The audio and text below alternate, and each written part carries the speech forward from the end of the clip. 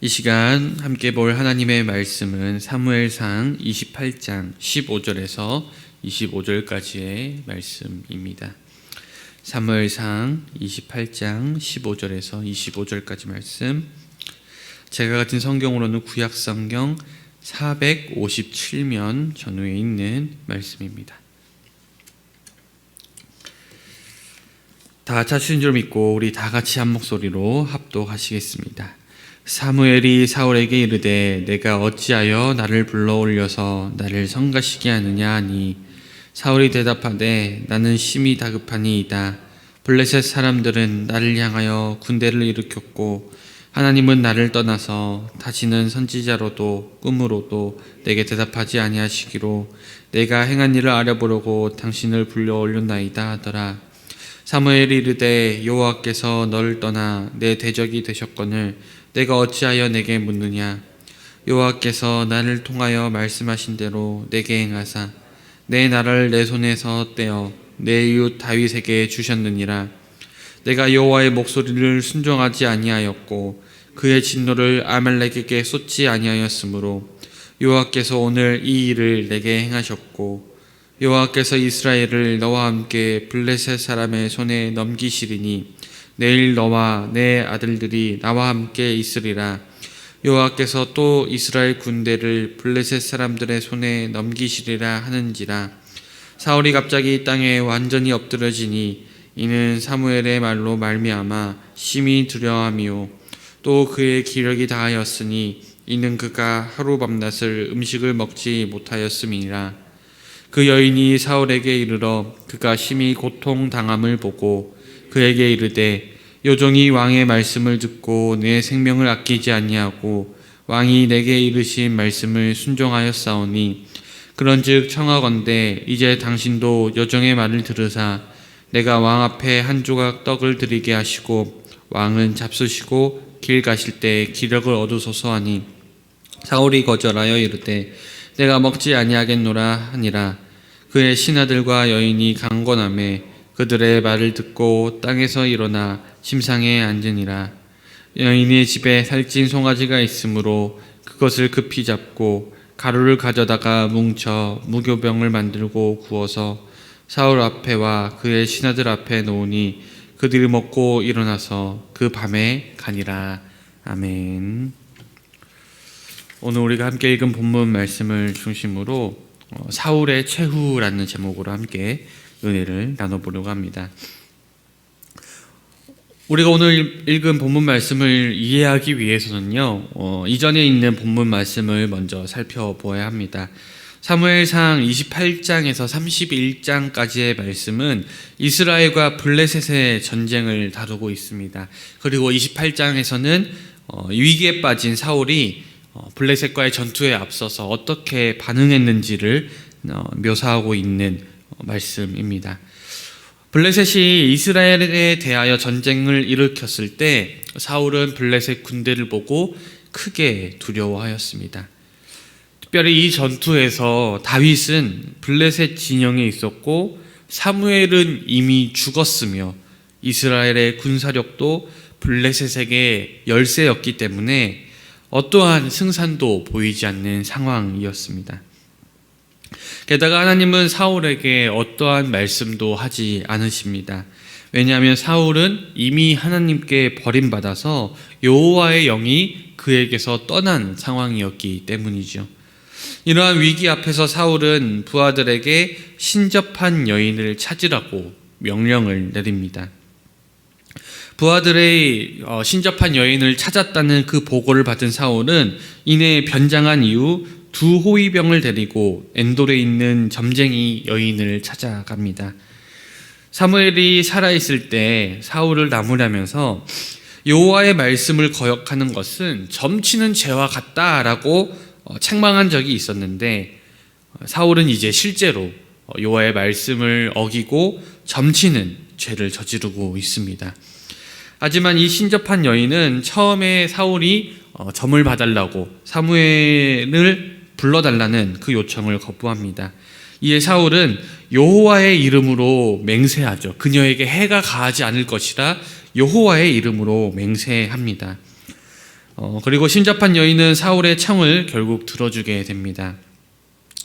하나님께서 금지하는 점을 치면서 하나님의 이름으로 맹세하는 이 모습이 참으로 아이러니하고 참으로 어처구니 없는 상황입니다. 하지만 사울은 이 점쟁이에게 사무엘을 불러달라고 요구하였고, 사무엘을 불러준 여인은 곧 자기와 함께 있는 남자가 사울 왕이라는 사실을 알고 기겁하였습니다. 하지만 오늘 우리가 이 본문 말씀을 보면서 이 점쟁이 여인이 불러온 영이 정말로 사무엘의 영인지 아니면 악신에 불과한지 우리는 알 수가 없습니다. 다만 많은 학자들은 이때 등장한 사무엘의 영은 진짜 사무엘의 영이 아니라 악신에 불과했을 거라 추측합니다. 왜냐하면 성경에서는 사람의 영이란 우리가 생각하는 어떤 귀신처럼 이 세상에 남거나 다시 불러올 수 없다는 사실을 전제하고 있기 때문이죠. 자신과 함께한 사람이 사울이라는 사실을 안 이후 기겁하는 이 여인을 사울은 안심시키고, 이 여인이 사무엘의 영이라고 불러온 그것에게 사울은 자신의 미래에 대해서 묻기 시작합니다.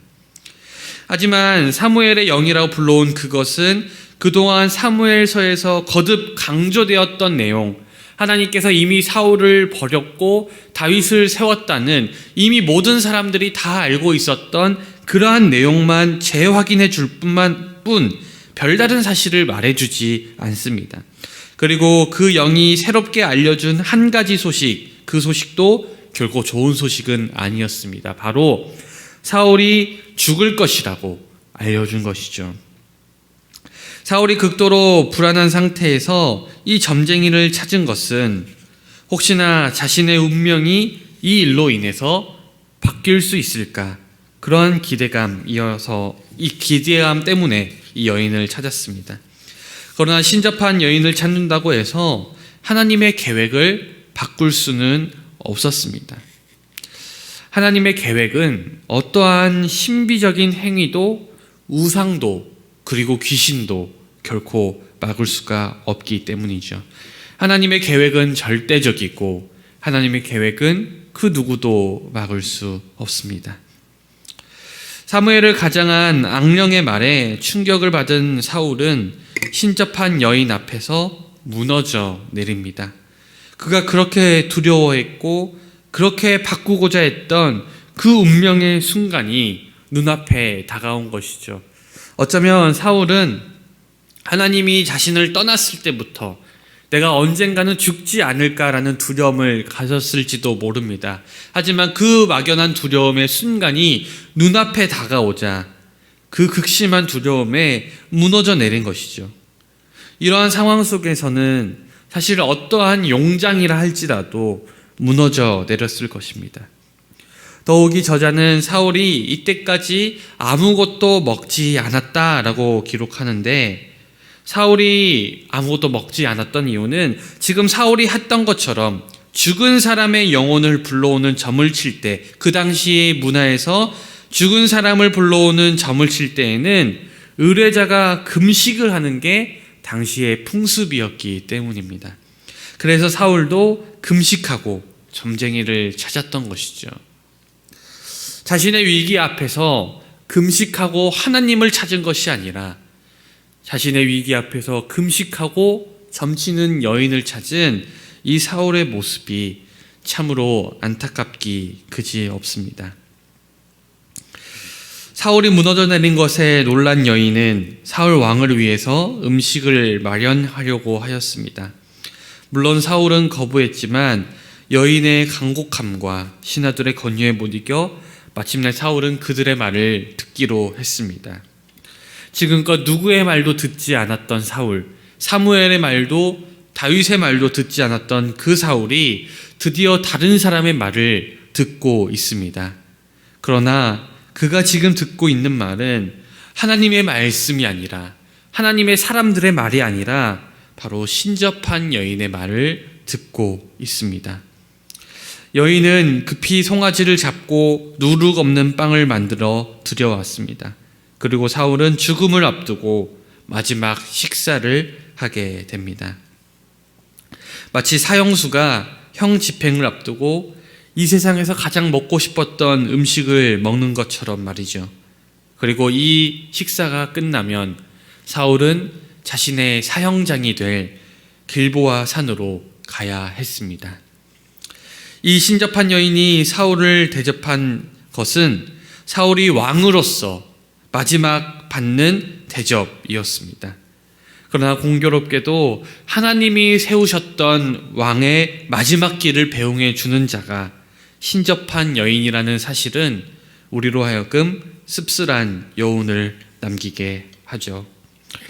사랑하는 여러분, 우리가 무슨 일을 할 때 과정이 그릇되었다면 아무리 좋은 결과가 나오더라도 우리는 그것을 결코 합리화할 수가 없습니다. 이는 사울의 삶에서 가장 잘 볼 수 있는 교훈이죠. 사울은 그동안 자신의 왕권 보전을 위하여서 가진 수단을 다 동원해서 다윗을 잡으려고 하였습니다. 심지어 그는 사람을 죽이는 일도 서슴지 않았습니다. 하지만 사울이 해야만 했던 일은 다윗을 죽이는 일이 아니라 사무엘에게 하나님 앞에서 잘못을 저질렀다는 지적을 처음 받았을 때 그때 겸허히 자신을 돌아보고 반성하는 일이었습니다.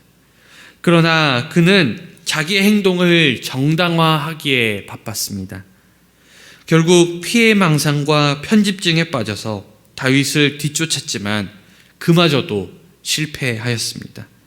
이제 남은 것은 이 블레셋과의 전쟁에서 보란듯이 전공을 세워서 왕권을 보존하는 일밖에 없었습니다. 그래서 사울은 마지막 남은 희망, 내 왕권을 보존할 수 있는 그 마지막 희망이 이 블레셋 전투였기 때문에 더욱이 신탁에 집착했을 것입니다. 하지만 처음부터 잘못 끼워진 사울의 행보에 하나님의 신탁이 임할 리가 없었습니다. 그래서 사울의 마지막 판단도 결국에는 올바른 판단, 올바른 방법과는 거리가 멀었습니다.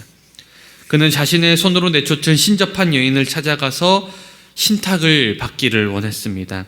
결국 이러한 사울의 행동은 죽은 하나님의 선지자의 영을 점쟁이를 통해 불러낸다는 구약 성경 어디에서도 볼 수가 없는 참으로 해괴한 장면을 만들어내고 말았습니다. 그러나 사울의 집착은 결국에는 그가 죽을 것이라는 그의 패망의 신탁으로 귀결이 되죠. 이제 사울이 선택할 길은 없으며 희망도 보이지 않습니다. 결국 올바른 판단과 과정을 거치지 않는 사람의 비참한 말로가 어떻게 되는지 우리는 사무엘서 말씀을 통해서 보게 되는 것이죠. 사랑하는 여러분, 사울은 하나님을 의지하지 않았습니다. 오히려 하나님을 대적하고 세상의 돈과 지위와 타인의 평판을 의지하며 살았습니다.